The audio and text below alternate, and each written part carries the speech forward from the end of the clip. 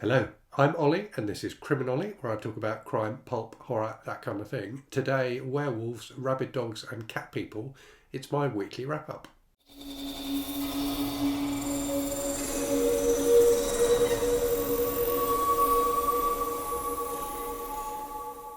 Before I start, I just wanted to recognise that there may be some new people watching today. So I put up a video, not Thursday just gone, but the Thursday before, a review of a book called Notice by Heather Lewis, which has performed far better than most of my videos. And has gained me a bunch of new subscribers. So if you are one of those new people to the channel, thank you very much for subscribing. Really looking forward to chatting with you in the comments about books. And if this is the first video you're watching after that review of Notice, thank you very much for coming back and for subscribing. So this will be normal sort of format for a Saturday video. I'll talk about the books I've read, I'll talk about what I'm going to be reading, and I'll talk a bit about what's going to be happening on the channel and what has happened on the channel in the last week. So in terms of books I've read, I've had a really good reading week.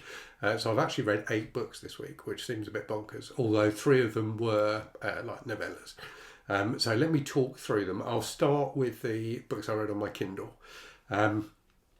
So the first one of those, and indeed the first book I read this week, was Cujo by Stephen King, which I did as a buddy read with Gareth from Book Songs and Other Magic. So I read that last weekend. It's a reread for me. I had read it years and years ago, I think when I was in my teens or early 20s. And I enjoyed it, this reread, a lot more than I was expecting to. And I remembered it being a good Stephen King book, but I didn't remember quite how good it was. I thought it was absolutely fantastic. Really gripping, really suspenseful. Cujo himself, the rabid dog, is a really fascinating character. And just the way King constructs the story and moves everything to the kind of final third, I thought was masterfully done. So I will probably be doing a full video review of that sometime in the coming weeks. I've got quite a few books I want to do dedicated reviews of, so I'm not sure quite how quickly that will go up, but I am planning to film a review of Cujo and do a review of it on my blog as well, criminolly.com. Okay, the next thing I read, another buddy read, not nearly as good, was Last Time I Lied by Riley Sager, which I did as a buddy read with Shannon from Shannon's Bookish Musings. I didn't like this book, so it's the second Riley Sager book I've read. I read Final Girls by him, which I think was his first book, when it came out, and didn't enjoy that. This was one of those weird things where Shannon put up a video saying she'd accidentally bought a copy of it. And when I looked at on my Kindle, I had a copy of it as well. So I'd obviously bought it in some Kindle deal when it was 99p. So it's a thriller about a young woman who goes back to to work at a summer camp where 15 years before she was a guest at the summer camp, and like a tragedy happened. Three other girls disappeared, and she's now going back, and mysterious stuff happens again, and she's trying to figure out what happened in the past. And it was just so formulaic, and I like formulaic books, but this isn't. I don't know if this just isn't a formula I enjoy. But yeah, I really got nothing out of it at all. It was very much a 2-star read for me. I finished it, but I really didn't enjoy it terribly much. Next up then, so a couple of things I've read for my mission, if you like, to read some more classics. So going from a list that Michael K. Vaughan put up on his channel a little while ago of 12 classics that he recommends. So I read the Iliad by Homer, which was okay. I don't know. I will do a review of it, so you'll get a review of it going up Wednesday coming.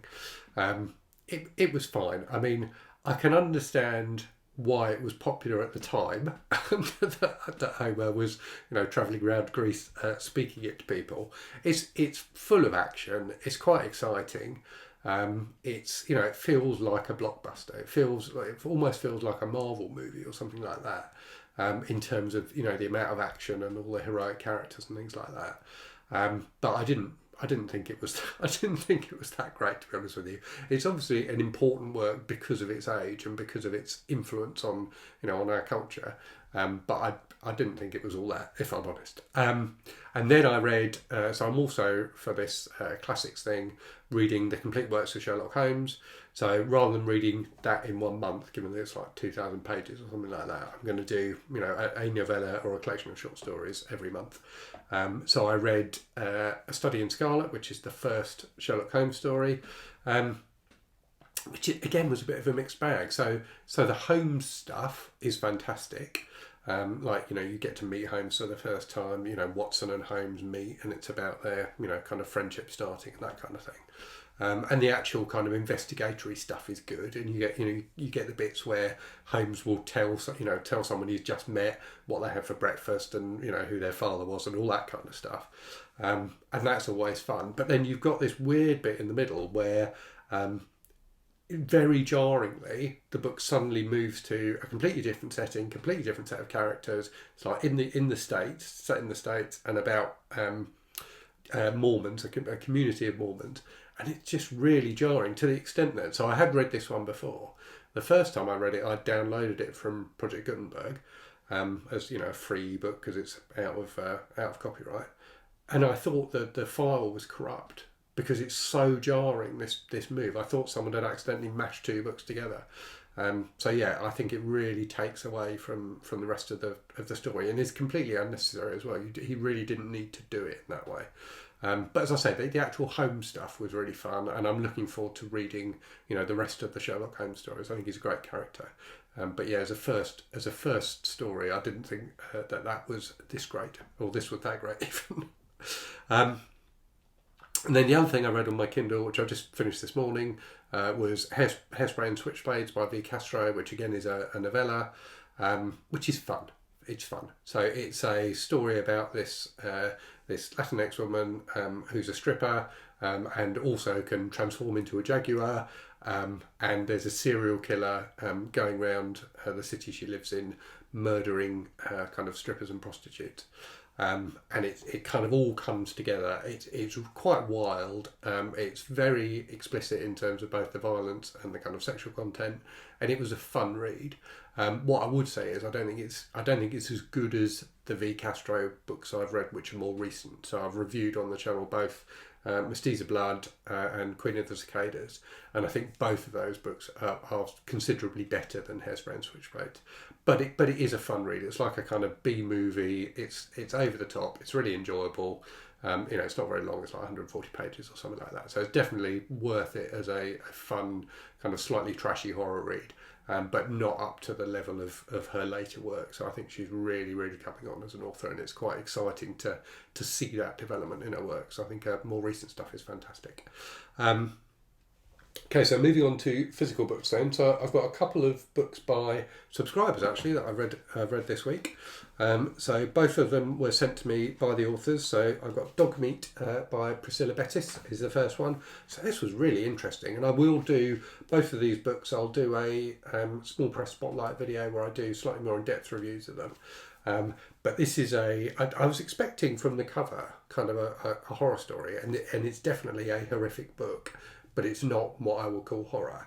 It's about a young guy called Ward who lives in this society which feels like it's modelled on the People's Republic of China. So the book is set in the 80s, but it kind of feels dystopian. He lives in this very authoritarian society, and his job is to butcher dogs. Whose meat is then served in a restaurant, and it's about kind of his struggles with his job. He tries to give up his job, and what happens then. And there's a load of backstory as well, and I thought it was excellent. So it's it's a very short book. It's like 100 pages or thereabouts.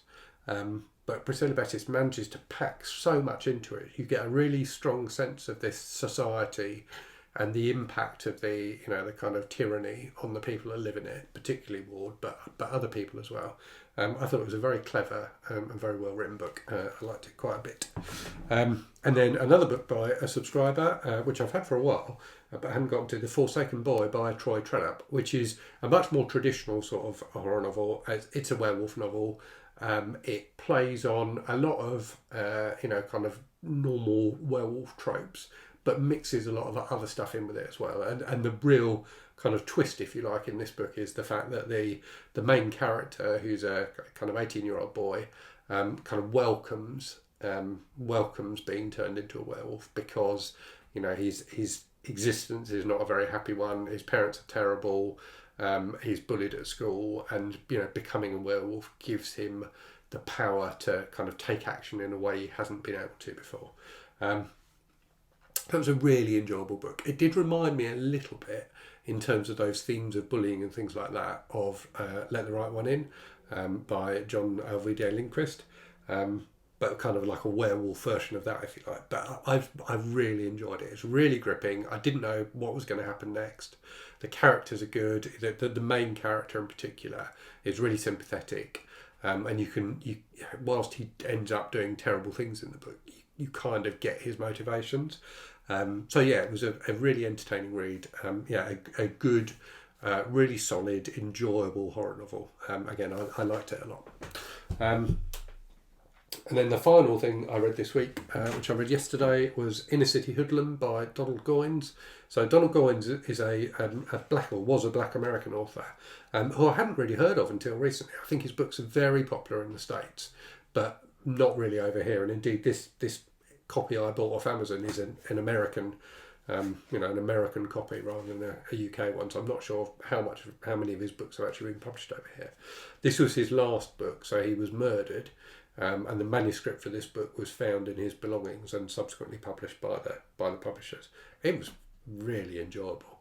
So it's about a young teenage black kid in Los Angeles, kind of starting to get involved in a life of crime. And kind of starting to work for this local gangster, and his sister kind of gets drawn into the world as well, and it becomes a kind of revenge story in the second half, but just really full of action, just a real page turner in terms of just being enjoyable, really over the top at times. So one of his friends has nunchaku, which he uses to attack people, and it just gets quite crazy at times. But I've really, really enjoyed it. It's quite dark. It's quite bleak. It's quite depressing at times. The existence that the characters live in is a pretty grim one. But it was a really, really enjoyable read, and I'm definitely going to read some more Donald Goines. I'm thinking of doing a kind of joint review of this, which, as I say, I've just finished, and the book I'm reading at the moment, which is A Rage in Harlem by Chester Himes. So another black American crime writer of slightly earlier vintage than Donald Goines. So A Rage in Harlem is from the 50s, Inner City Hoodlums from the 70s. But they kind of have a similar feel to them, although I think Himes is the better writer, and the more respected writer. But I think two quite interesting, kind of different tastes of black crime. So I'm intending to do a kind of double-header review of the two books at some point. And yeah, this is what I'm reading at the moment. I'm really enjoying it so far. I'm kind of 40 pages in. This volume has got the first three novels in the Harlem Cycle by Chester Himes. And the opening of the book is just really, it's quite funny, but really tragic as well, about this guy who is very obviously getting conned and doesn't realise it. So it's really entertaining so far. Very much enjoying it and looking forward to reading the rest of the Harlem Cycle as well. There's 8 other books in the series, one of which I've read before, but I will reread as I work through the series.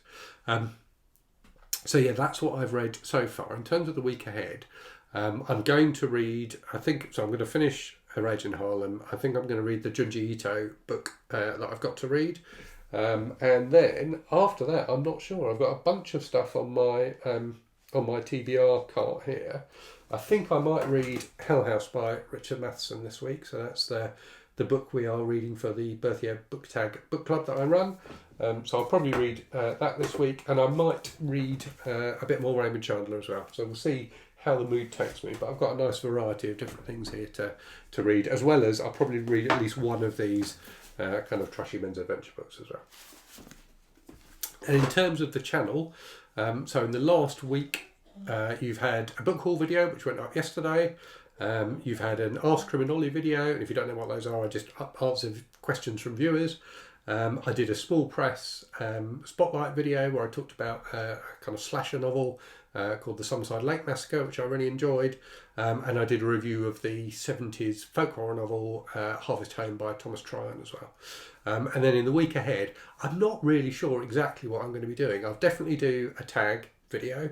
I've got an idea for a slightly different video that might go up on Monday, but I haven't quite managed to make that work yet. I did try filming it yesterday and it didn't come out how I wanted it to, so I'll have another go at doing that.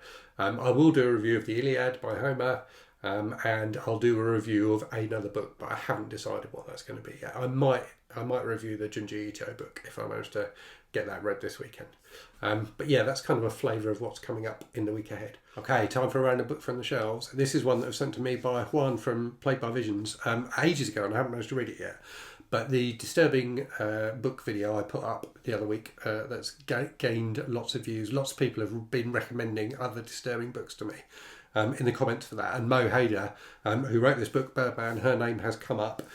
So I think I'm going to give this a try next month probably.